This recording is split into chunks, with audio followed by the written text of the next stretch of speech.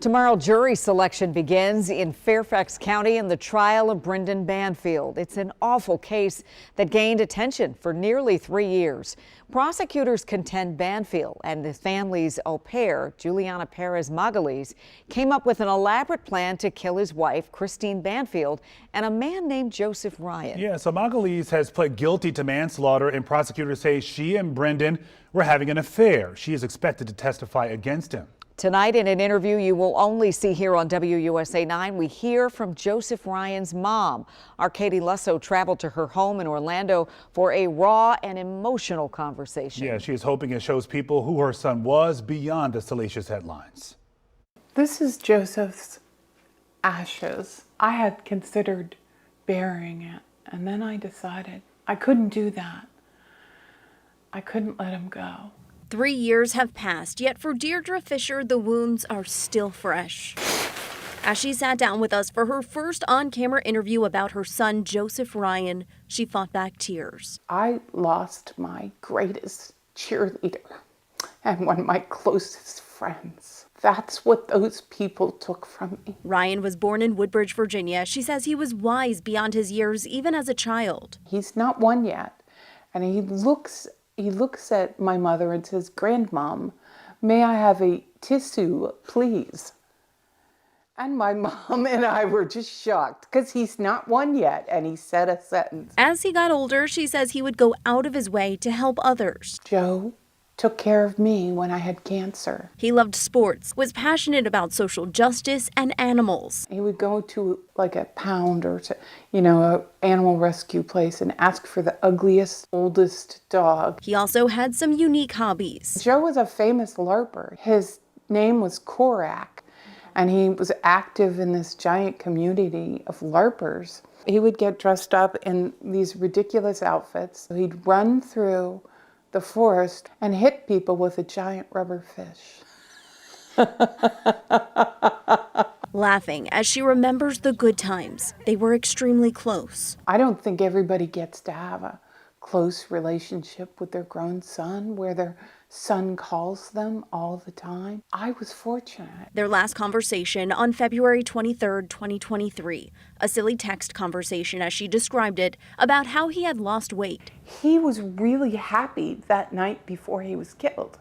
He was proud of himself and he was happy, and he was showing me the comparison, the depression, and then how good he felt about himself. On February 24th, 2023, he was shot and killed inside the home of Brendan and Christine Banfield in Fairfax County. And I just know when he told me that I could hear my own voice screaming.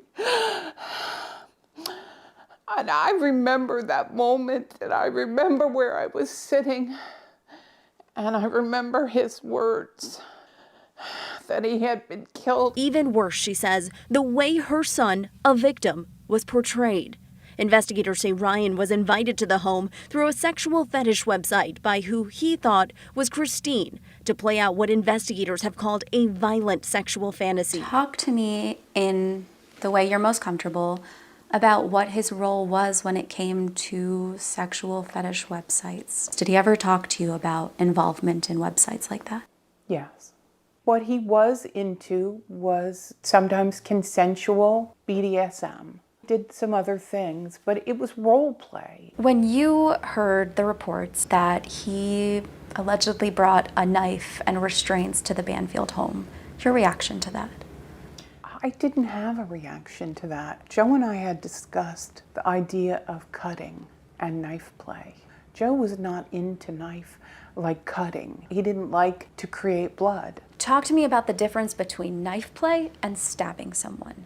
Is there a world in which those two are similar things? No, there is not. There's knife play, and it's just an object that you don't use. Maybe you press it against the skin, but you don't actually cut into somebody. And then there's actual blood play, where you intentionally, carefully cut. And stabbing, that's an act of violence. And you don't believe he's capable of that? He's never been capable of that. Joe was never violent with women. Which is why she says the initial story from Brendan Banfield and Juliana Perez Magalhaes, the family's au pair, that they shot him because he stabbed Christine, was not believable. He started stabbing her. I think Brendan shot him. What was your reaction when you heard her say that he was stabbing her? I knew it was a lie. The au pair has since taken a plea deal and told authorities the whole thing was Brendan's idea, that they created a fake profile, pretended to be Christine, and got Ryan to the house, shot him, and that Brendan stabbed his wife with the hopes of pinning it on Ryan. That my son had done something wrong, or that he was this creepy fetish guy. That's not who he was. He was a consenting adult, yes. He didn't need to apologize for that, and he didn't need to die for that. And he doesn't need to be judged for that in his afterlife. Until justice is served, she's focused on holding on to the memories and what she has left of her son. And my plan is that one day, after I pass, Joe and I will go together someplace. Our ashes will be together. That's the plan. But for now, he's sitting up there. Katie joins us in the studio now. I mean, we've been here a long time. We haven't heard of a case like this, certainly in our area. And Joe's mom spoke candidly with you about his sexual preferences and choices. She did, and it's really important that she did. This is going to be such a big part of the trial. The reason that conversation is so important is because, especially when you're asking the question of what his connection was to the Banfield family and what Brendan Banfield's motive could have been, you heard her saying there's this shame attached to it. It's unfair. This is not her son's entire identity, and while she's not ashamed of him, she wants people to know who he was as a person and that she does not believe he deserved to be shot. Yeah, well, important part of this conversation. We know you've been following this case for years now. Thank you so much for this additional perspective, and we'll be watching when this trial gets underway this week. Katie, thank you. Thank you. Yeah, and join us this week on WUSA9 Plus for nonstop coverage of that trial. Once a jury is seated, we will stream it from start to finish.